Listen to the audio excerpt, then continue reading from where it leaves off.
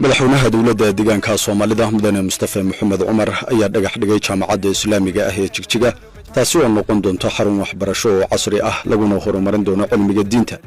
jaamacadani ayaa ah mid lagu dhisayo isku tashi bulsho halka xukuumaduna ay ku taageertay dhulka laga dhisayo oo dhan 1.5 hektar doorkeedana ay ka qaadan doonto.